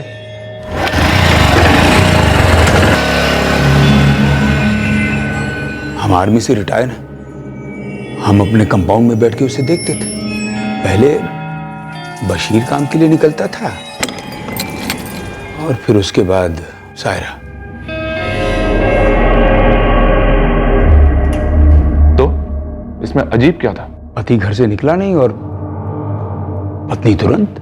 क्या मतलब? क्या बताएं आपको, आप मोहल्ले में किसी से भी पूछ लीजिए, सायरा का चाल चलन ठीक नहीं था। दिनेश जी, उस बात का आपके डर से क्या ताल्लुक है वो बताइए। हमें डर था कि हमारे घर को कुछ ना हो जाए। हमसे ज्यादा तो दिनेश जी बता पाएंगे क्योंकि वो उनके पड़ोसी हैं। जो 3 घर पर थे नहीं, 5, 6 और 7, 8 को लौटे हैं वो। और ये डबल मर्डर केस हुआ है 7 अगस्त को। हमको तो कोनो मतलब है नहीं, लेकिन सब बातें करते हैं, सब जानते हैं। क्या बातें करते हैं? क्या जानते हैं? यही कि जो बशीर की जोरू थी ना, सायरा, वो उनसे तकरीबन 19 साल छोटी थी और उसका चाल चलन भी ठीक नहीं था। ये बशीर का बेटा मुश्ताक और ये इसकी बीवी तबस्सुम। तबस्सुम बेटा, ये शायरा है, मैंने इससे निकाह कर लिया। तो क्या आप हम इसे अम्मी कहकर पुकारें? तुम्हारे अब्बू की बेगम तुम्हारी अम्मी हुई ना मुश्ताक।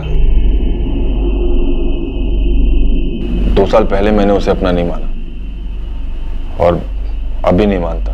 बहुत गुस्सा है तुम्हारे अंदर। गुस्सा तो मुझे तब आया था जब मैं 12 साल का था और मेरे अब्बू अचानक आदम की देख दी उस आबिदा के साथ।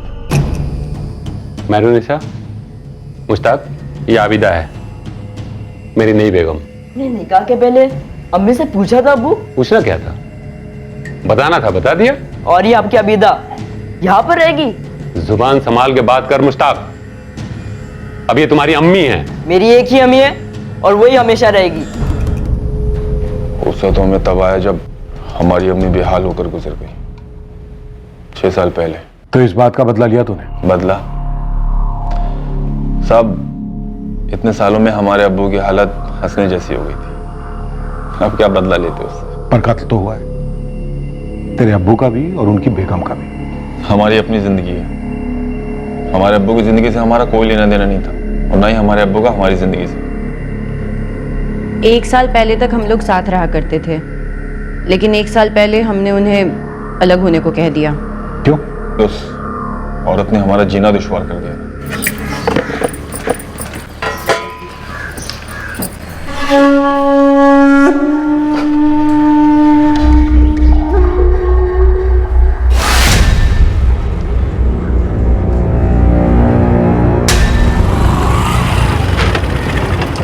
हाँ जी, हाँ जी, आप कल आ जाइए, मैं आपको जमीन दिखा देता हूँ, उसके बाद बैठ के बात कर लेंगे आराम से। हाँ हाँ शमीम भाई, खुदा हाफिज। अब किस बात के लिए छाती पीटने आया है? छाती तो आपको पीटनी चाहिए अब्बू, शर्म के मारे। क्या बकवास कर रहा है? ये कैसी औरत को घर लेकर के आया? वो आपका घर बसाने के बजाय दूसरों के घरों में मुंह मार रही। जुबान को लगाम दे मुश्ताक। मेरी जबान को छोड़ो अब्बू, ये दुनिया ना अंधी है ना बहरी और गूंगी तो बिल्कुल नहीं है। सब जगह थू थू हो रही है कि तेरे अब्बू की बीवी न जाने कितने लोगों की बिस्तर गर्म करती है। अच्छा, तो तूने मुझे किसी मर्द के साथ देखा? तू क्या कर रही थी वहाँ? तू किसके साथ थी वहाँ? ए सायरा, हर औरत तुम्हारी जैसे नहीं होती है। बीच में ना पड़, कह देती हूँ मैं तुझे। सायरा, तू थी खालिद के साथ? क्या आप भी? वाह वाह वाह, इस घर में ना पूरी शरीफों की टोली है, टोली। तो शरीफों के सरदार, आप भी कान खोल के सुन लीजिए। आपका ये जो नवाबजादा है ना, एक नंबरी ठरकी है, ठरकी। गंदी नजर रखता है मुझ पे ये। वाह, अब हम पे इल्जाम लगा रही है। क्यों झूठ बोल रही हूँ मैं? उस दिन जब मैं नहा कर निकली थी, किसने हाथ पकड़ा था मेरा? किसने बदतमीजी की थी मेरे साथ? बोलो। ये झूठ बोल रही है तबस्सुम। मैं झूठ बोल रही हूँ? झूठ तुम बोल रहे हो मुश्ताक। उस दिन मेरे पास आया और मुझसे बोलने लगा कि तबस्सुम और अब्बू बाहर गए हैं, यही सही मौका है। फिर इसने मेरा दुपट्टा खींचा, जैसे तैसे मैंने अपनी इज्जत बचाई और वहां से भाग निकली मैं। वरना न जाने आपका ये शरीफजादा क्या क्या करता मेरे साथ। और मुश्ताक, तू आता है मेरे पास इसका इल्जाम लेके? ये औरत कुछ भी बोल सकती है, कुछ भी कर सकती है। आज हम फैसला कर देते हैं अब्बू, निकल जाइए आप दोनों यहाँ से। ये घर मेरा है मुश्ताक, लेकिन चलाते हम हैं। हमारे गैराज की कमाई से रोटी और बोटी दोनों आती है यहाँ। हमें भी अब इस औरत की शक्ल नहीं देखनी। अगर ये यहाँ पर रहेगी तो मुश्ताक पर तो डोरे डालेगी ही। पूरे घर को कोठा बना के छोड़ देगी। अब दोनों के दोनों अभी निकल जाइए घर से। और याद रखिए, हम वो 12 साल के डरे हुए बच्चे नहीं हैं। नहीं निकले आप तो पहले आप लोगों का सामान बाहर फेंकेंगे और फिर आप दोनों को भी। उसी दिन निकल गए थे दोनों, आगरा छोड़ा और यहाँ फिरोजाबाद में आकर बस गए। अब वो रियल एस्टेट लाइन में थे, इसलिए उन्हें यहाँ सेटल होने में कोई दिक्कत नहीं हुई। लेकिन हमने उनसे सारे रिश्ते नाते तोड़ दिए थे। हमें ये सरदर्द और नहीं पालना था।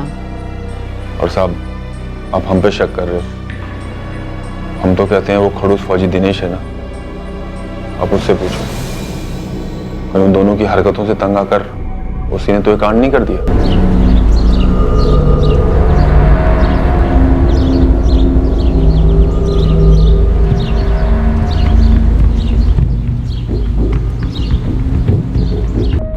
क्राइम सीन से पुलिस को ऐसा कोई भी सुराग नहीं मिला जो इस डबल मर्डर पर रोशनी डाल सकता।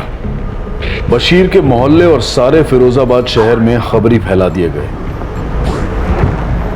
और आगरा में भी इन्फॉर्मर्स एक्टिवेट किए गए, जहां बशीर का बेटा मुश्ताक और उसकी पत्नी तबस्सुम रहते थे और बशीर भी 1 साल पहले तक वहीं रहता था। इस डबल मर्डर केस के कई पहलू पुलिस के सामने आने वाले थे, सुराग भी मिलने वाले थे, लेकिन इस कत्ल का असली प्लान, असली मकसद और असली गुनहगार अभी अंधेरे में थे। लेकिन इनके रोशनी में आते ही सबके होश उड़ जाने वाले थे, क्योंकि इस साजिश की तदबीर में खोट थी। यह षड्यंत्र फेल हो गया था। तो ये सायरा थी, बशीर अहमद की बेगम, बड़ी रंगीन मिजाज की थी। इसके कई सारे चक्कर थे जनाब। इसके चक्कर रायते की तरफ फैल गए थे जनाब।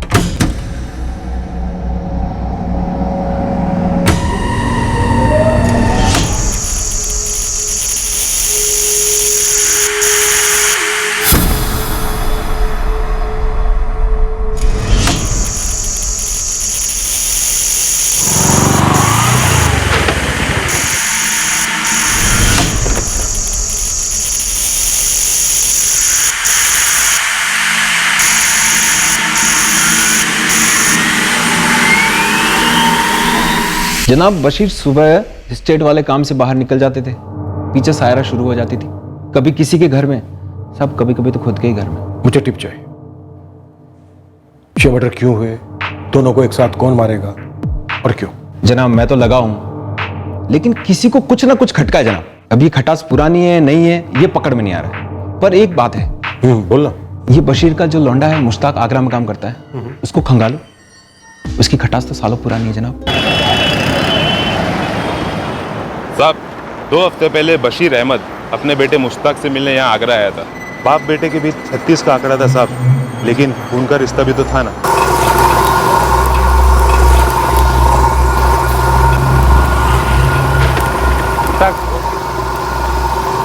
तो कुछ बात करनी है। आना कहीं बाहर चलते हैं, बैठ।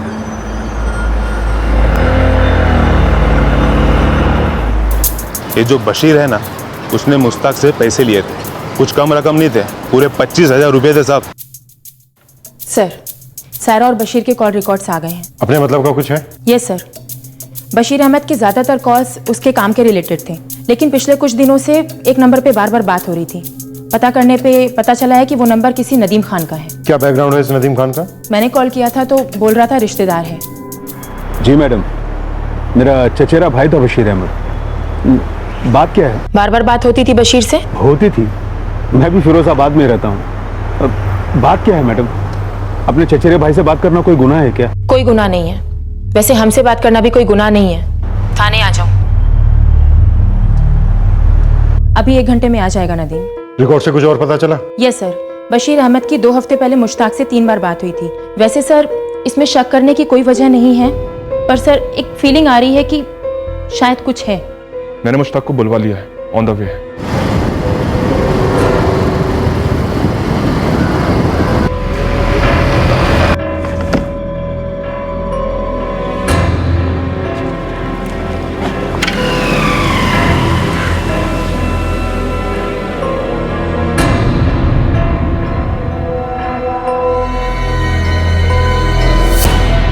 और ये ex army man Dinesh Singh 6 साल पहले रिटायर हुआ था सर, अभी अकेला रहता है। बशीर के साथ कोई अनबन? ऐसा कोई वाकया सामने तो नहीं आया है, पर शायद सायरा की हरकतों से परेशान रहा करता था वो। और ये 3 दिन के लिए बनारस जाता है और तभी उसके पीछे एक कांड होता है।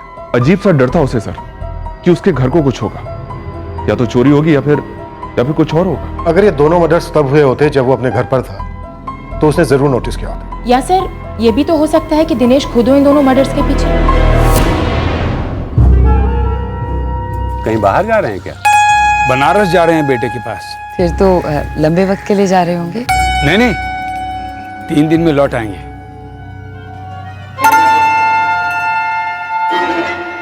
एक साजिश रची गई, एक प्लान बनाया गया।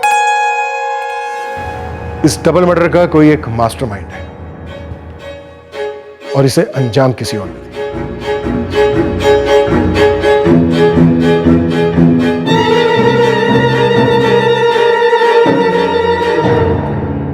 25,000? हाँ, वही 25,000 जो तुमसे तुम्हारे अब्बू ने उधार लिए थे और तुमने उन्हें दिए थे। ना कहोगे तो बैंक से तुम्हारी पासबुक की कॉपी मंगवाएंगे। जरूरत नहीं साहब, दिए थे हमने अब्बू को 25,000, लेकिन उसका इस सब से क्या ताल्लुक? लेकिन तुम्हारी तो तुम्हारे अब्बू के साथ बनती नहीं है। लेकिन साहब थे तो हम बाप बेटे ही ना, उन्हें पैसे की जरूरत थी, हमारे पास थे, हमने दे दिए। और ये कोई पहली बार नहीं जब हमसे पैसा ले रहे थे, इकलौते थे हम उनके। जब जब उन्हें जरूरत पड़ी, जितना बन पड़ा, हमने उन्हें पैसे दिए। तो इस बार कौन सी बड़ी जरूरत आन पड़ी? उन्होंने कहा उनका रियल एस्टेट का बिजनेस ठीक नहीं चल रहा है, घर चलाने के लिए पैसे चाहिए। आगरा में जो घर है जहां पे तुम अपनी बीवी के साथ रहते हो, वो तुम्हारे अब्बू के नाम पर है ना? हाँ साहब, उन्हीं के नाम पर। अब वो घर तुम्हारा हो गया। तुम्हारे अब्बू की मौत के बाद सायरा जिंदा होती तो वो घर सायरा के नाम पर जाता, लेकिन सायरा भी मारी गई। तुम्हारे रास्ते के दोनों कांटे हट गए। किसे सुपारी दी थी या खुद काट डाला? आप हम पे वाहियात इल्जाम लगा रहे हैं साहब। साहब हम गरीब हैं, इसका मतलब ये नहीं आप कभी भी उठवाकर कुछ भी कबूल करवा दोगे। साहब हम आपसे आखिरी बार बोल रहे हैं, हमारा हमारे अब्बू और उनकी बेगम के कत्ल में कोई हाथ नहीं है। अब हम जाएं? अभी के लिए जा सकते हो।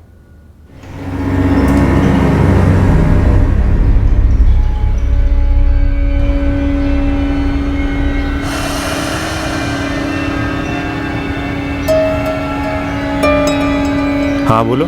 सायरा के आशिकों की लिस्ट में तुम्हारा भी नाम शामिल है राशिद। अमा यार, क्यों मुझे इस मर्डर केस में घसीट रहे हो? मुझे क्या पागल कुत्ते ने काटा है जो मर्डर वर्डर करूंगा? हाँ, सोया था मैं सायरा के साथ, लेकिन दोनों की मर्जी से हुआ था सब कुछ। इस कांड से मेरा दूर दूर तक कोई लेना देना नहीं है। तो फिर किसका है? हाँ, सायरा ने कुछ तो इशारा किया होगा, कुछ तो कहा होगा तुमसे मर्डर के बारे में? हाँ। नहीं, अगर वो कुछ कहती थी तो अपने शौहर की हल्की सी बुराई करती थी। अच्छा, मैं चलती हूँ। रुक जाओ ना, थोड़ी देर में फिर मूड बनेगा। तुम्हारी माशुका होने के साथ साथ मैं किसी की बीवी भी हूँ, और मेरे शौहर आजकल कुछ ज्यादा ही चिड़चिड़ करने लगे हैं।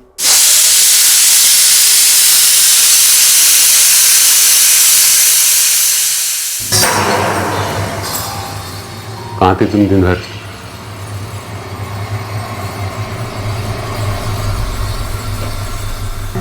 आप ऐसे क्यों पूछ रहे? सायरा, मुझे पता है कि तुम अभी जवान हो और मैं बूढ़ा हो चुका हूँ। मुझे ये भी पता है कि मुश्ताक ने जो बात कही थी वो सच है। आप भी मुझ पे इल्जाम लगा रहे हैं? इल्जाम लगाने का वक्त खत्म हो गया सायरा। अब मैं चश्मदीद गवाह हूँ तुम्हारे अयासी का। पिछले 1 हफ्ते से मैं तुम्हारा पीछा कर रहा हूँ। वो सारे दरवाजे मुझे पता है जहां से तुम निकली हो। वो सारे चेहरे मेरे आंखों के सामने हैं जिनके साथ तुम, अरे और तो और कुछ लोग तो यहां भी आने लगे हैं। खुल्लम खुल्ला धंधा शुरू कर दिया है तुमने। आप जैसा समझ, वैसा ही है। अपनी सफाई देने की कोई जरूरत नहीं है मुझे। एक तेरी पहली बीवी थी मेहरुनिसा, आबिदा को लेके मुझे जिंदगी भर माफ नहीं की, लेकिन अपनी हया के दहलीज को कभी पार नहीं किया। आबिदा को मुझसे नहीं जमी, वो मुझे छोड़ के चली गई, लेकिन कभी मेरा नाम गंदा नहीं किया उसने। अरे तुम आप चाहते क्या है? अरे बंद करो ये अपनी घिनौनी हरकतें। उम्र की इस दहलीज पे मुझे प्यार मोहब्बत मिले या ना मिले, मैं काम चला लूंगा, लेकिन ये बेइज्जती और जिल्लत की जिंदगी में बर्दाश्त नहीं कर पाऊंगा। दिन रात नजर रखते हैं मुझ पर, अब रंगे हाथ पकड़े जाने का मुझे कोई शौक तो नहीं। फिर कब मिलोगे? मिलने की हम लाखों तदबीर कर सकते हैं, पर होगा तो वही जो तकदीर को मंजूर होगा। उसे डर था कि बशीर उसके साथ कुछ गलत कर देगा। उसके पड़ोस के फौजी को जानते हो? उस खड़ूस को कौन नहीं जानता है। खुद के लोग तो साथ रखते नहीं साले के, और सबके मामलों में नाक टांग सब बढ़ाता रहता है। बशीर भाई तो अब दुनिया में है नहीं। जब प्राइवेट में बात हुई है वो बोल रहे हैं। सब कुछ बता देना थी। बात दरअसल ये है कि बशीर भाई सायरा को लेकर बेहद परेशान थे। इन दोनों से कौन इतना परेशान था नदीम कि जिसने इन दोनों को मार दिया या मरवा दिया?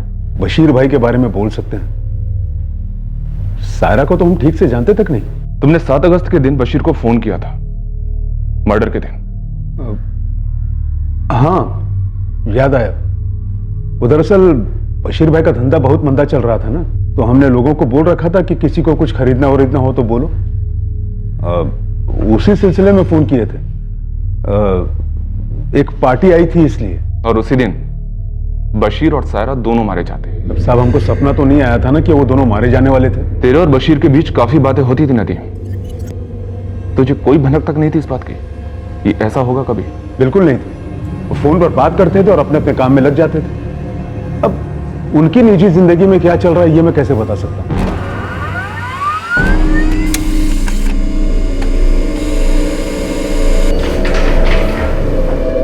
सर ये retired army man Dinesh Singh 5 से 7 अगस्त तक बनारस में ही था।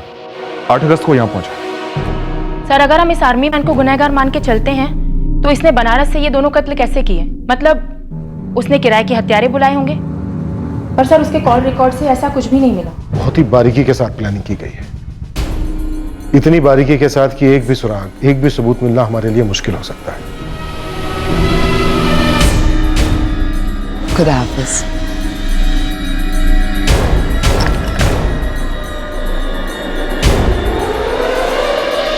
इस डबल मर्डर केस को सॉल्व करना आसान नहीं था। ना तो मास्टरमाइंड के बारे में कोई इशारा मिल रहा था और ना ही इस कत्ल के मकसद के बारे में कोई सुराग। पर पुलिस को इस षड्यंत्र के बारे में तब पता चला जब इस मर्डर को प्लान करने वाले और उसे अंजाम देने वाले के बीच अनबन हुई।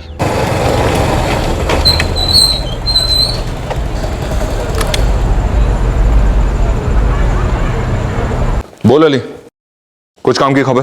जनाब मेरे पास एक छोटा सा कीड़ा है, आप अपने कांटे में फंसाइए और देखिए कौन सी मछली हाथ लगती है। क्या कीड़ा है तेरे पास? जनाब मैंने 1 घंटे पहले साजिद को देखा। एक ऑमलेट फ्राई और कर दे चाचा।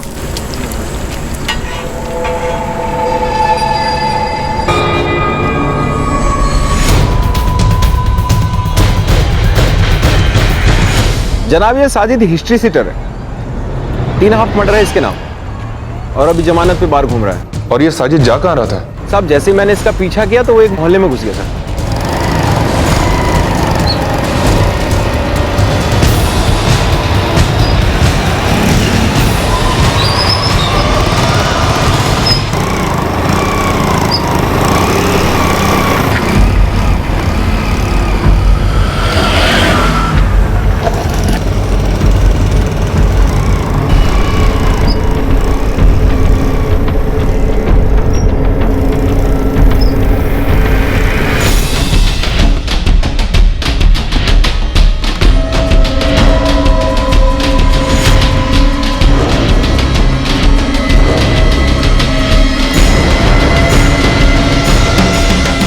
जनाब वो वहां पर चुपचाप खड़ा रहा, जैसे कोई जानवर घात लगा कर नहीं बैठता है वैसे ही। फिर क्या हुआ? मैंने सोचा इससे पहले ये कोई कांड करे मैं आपको फोन घुमा देता हूँ, लेकिन जनाब उतने में वहां पे कोई आ गया। कौन आया वहां?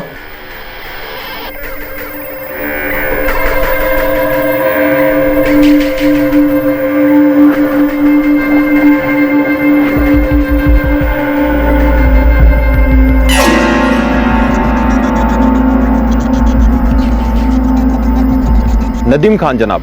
नदीम खान? बशीर अहमद का चचेरा भाई? हाँ वही जनाब, उनके बीच कुछ पैसों को लेकर लड़ाई हो रही थी। बेकार की बात ना करो नदीम, हमें अभी रोकना चाहिए। जितना था पहले दे चुका हूं, अब हमारे पास कुछ है नहीं। अरे हमने बब्बन को भी साथ में लिया था, फोकट में कोई कुछ काम करता है क्या? बोल दिया हमारे पास कुछ है नहीं, और अब यहाँ दिखाई नहीं देना। फोन में बेकार में पूरे फंसेंगे सबके सब। ये तो हमारे साथ सरासर नाइंसाफी है। अरे तुम खुद जिम्मेदार है सबके लिए, और अब निकल लो मोहल्ले से, दोबारा मोहल्ले में दिखाई नहीं देना।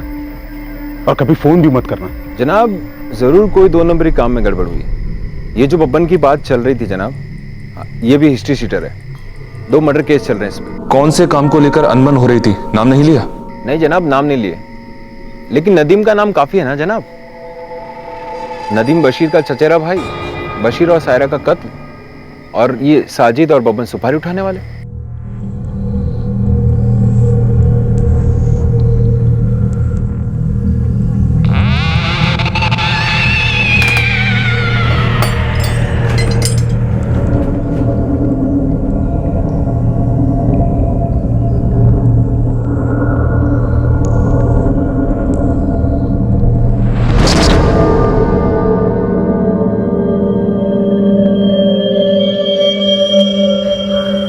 कितना है बेटा? 25,000 है। लेकिन मुझे तो 50 की जरूरत थी। नहीं अब्बू, अब्बू आप कहीं और काम क्यों नहीं ढूंढते? फिरोजाबाद से निकलिए। हाँ, ऐसा ही कुछ करना पड़ेगा। मुश्ताक, मैंने अपनी सारी जिंदगी आगरे में गुजारी है। काफ़ी लोग मुझे यहाँ जानते भी हैं। मैं सोच रहा था कि मुझे यहाँ कोई ना कोई ढंग का काम ज़रूर मिल जाएगा। इसलिए बेटा मैं ये कहना चाह रहा था कि थोड़े दिन के लिए सही, लेकिन मुझे अपने घर आने दे। आप अकेले आ सकते हैं, लेकिन वो औरत उस घर में नहीं लौट सकती। वैसे तो सही था मुश्ताक, सायरा मेरे हाथ से निकल गई, मैं उसे संभाल नहीं पाया। नहीं अब्बू, आप अपनी फितरत को संभाल नहीं पाए। अम्मी थी, हम थे, लेकिन आपको अपने परिवार की अहमियत कभी हुई ही नहीं।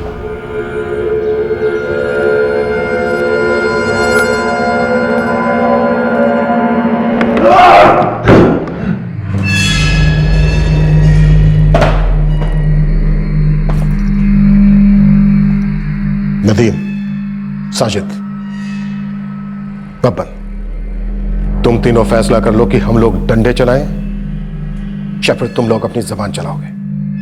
नदीम, तूने किस काम के लिए साजिद को पैसे दिए? और साजिद, तूने किस काम के लिए बब्बन का साथ लिया? सोच लो। तुम तीनों में से जो सबसे पहले बताएगा वही एक पीस में जेल जाएगा। ये बशीर भाई, कैसे याद किया? क्या तकलीफ? सायरा बड़ी देर से आंखें खुल रही है मियां। देर से पर दुरुस्त। पिछले 2 साल में मोहल्ले के हर मर्द के बिस्तर में खेल चुकी है। आपके बिस्तर में भी कईयों के साथ खेल रही है। पूरे मोहल्ले में एक मजाक बन के रह गया हूं मैं। तो बताओ, हमको काहे बुलाया है? घर के सारे बिस्तर गायब करवाने? नहीं, सिर्फ सायरा को उठवाना है, मरवाना है। अब ये काम हम नहीं कर सकते। हाँ, पर आपकी मदद जरूर कर सकते हैं। तो करो मेरी मदद। रोकड़ा लगेगा। कितना? यही कोई 50,000 कहीं नहीं गए, समझ लो। एक भरोसे का बंदा है जो सुपारी लेता है। ठीक है।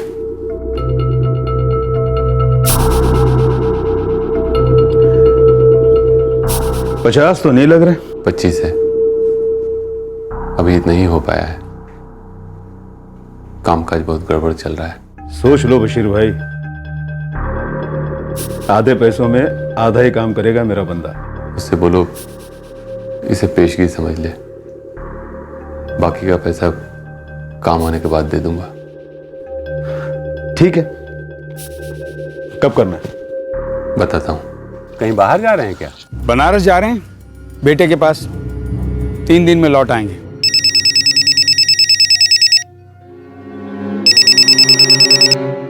हाँ बोलो बशीर भाई। आज से अगले 3 दिन, बस इतना ही टाइम है अपने पास। ठीक है बशीर भाई, मैं अपने बंदों से बात करता हूँ। ठीक है, हाथ में बस यही 3 दिन है। जो करना है अब भी करना है।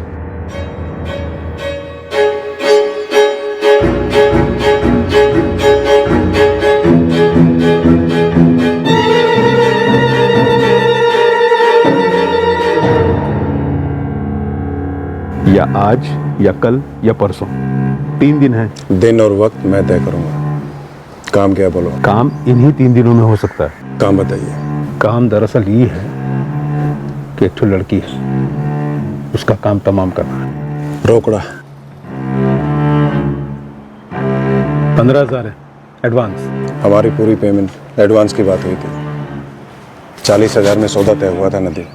बाकी के पैसे बशीर दे देगा काम होने के बाद। लेकिन हम बब्बन को भी साथ में लेंगे, उसको भी एडवांस देना पड़ेगा 10,000। उससे कम में मानेगा नहीं। फिर मेरे हाथ क्या बचेगा? 5,000। काम फटाफट कर दो आजकल में, और लगे हाथों बशीर से बाकी के 25,000 भी ले लो।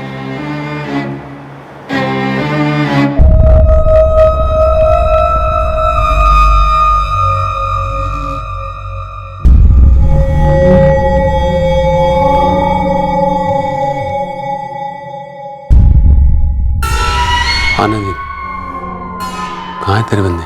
आपके घर के बाहर टेम्पो खड़ा है, 2 बंदे हैं उसमें।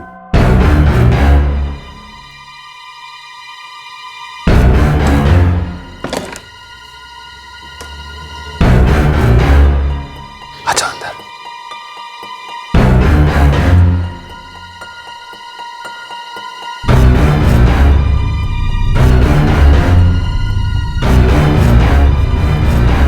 खत्म कर दो इसे।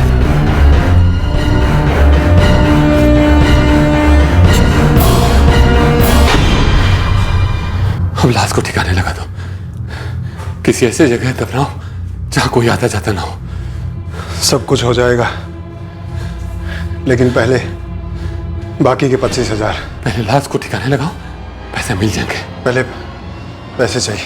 अरे यार बोल रहा हूं ना, कल या अधिक से अधिक परसों तक 25,000 तुम्हारे हाथ में होंगे।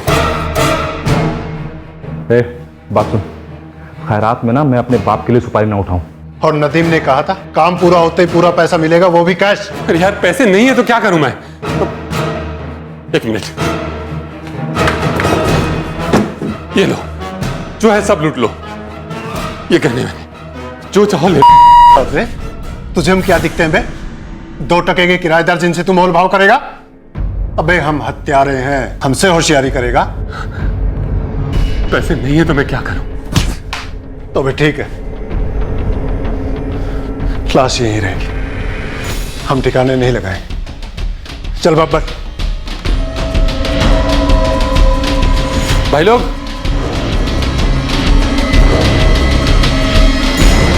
अगर लाश को ठिकाने नहीं लगाए ना तो मैं पुलिस को बताऊंगा कि तुम दोनों चोरी करने के लिए मेरे घर में घुसे थे, मेरे बीवी के सारे गहने जेवर लूट लिए और इसका कत्ल भी कर दिए। अरे मैं बोल रहा हूं ना कि 2-1 दिन में पैसे दे दूंगा।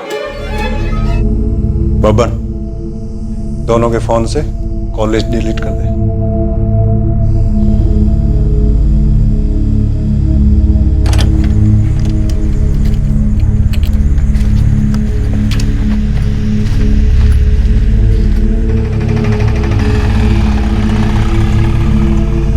बशीर सायरा को मरवाना चाहता था और खुद भी मारा गया सायरा के साथ। तुम दोनों ने पैसों के लिए सुपारी उठाई, पूरे पैसे भी नहीं मिले और उल्टा डबल मर्डर का चार्ज लग गया। और तीसरा आरोपी तू है नदीम। मतलब तुम तीनों की जिंदगियां तबाह हो गई और 2 लोगों की जान गई। अब जरा सोचो कि किसको क्या मिला।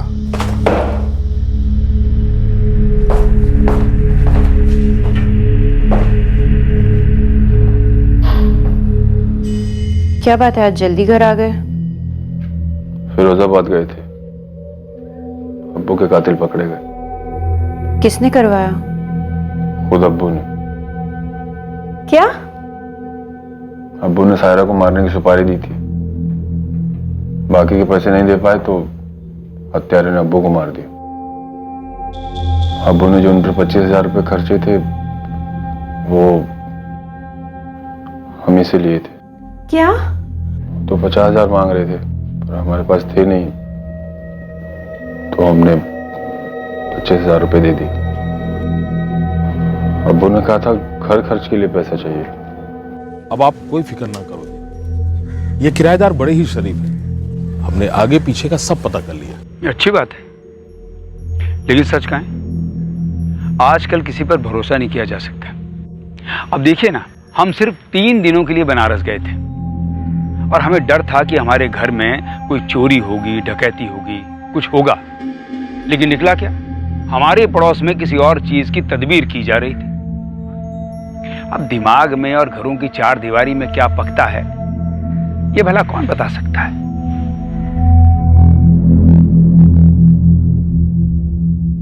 एक सिंगल मर्डर की प्लानिंग करने वाले मास्टरमाइंड की हत्यारों से अनबन के कारण यह केस डबल मर्डर का बन गया, क्योंकि मास्टरमाइंड खुद मारा गया था। इस केस में पुलिस को कोई भी डायरेक्ट लीड नहीं मिली थी, जिसकी वजह से इस केस को हल करना भी आसान नहीं था। तब तक सुरक्षित रहें, सतर्क रहकर एक अच्छे नागरिक का फर्ज अदा करें और देखते रहें क्राइम पेट्रोल सतर्क। सबक एक को सीख हम सबको। जय हिंद। इस तरह के और भी एपिसोड देखने के लिए हमारे चैनल को सब्सक्राइब करें और बेल आइकन दबाना ना भूलें।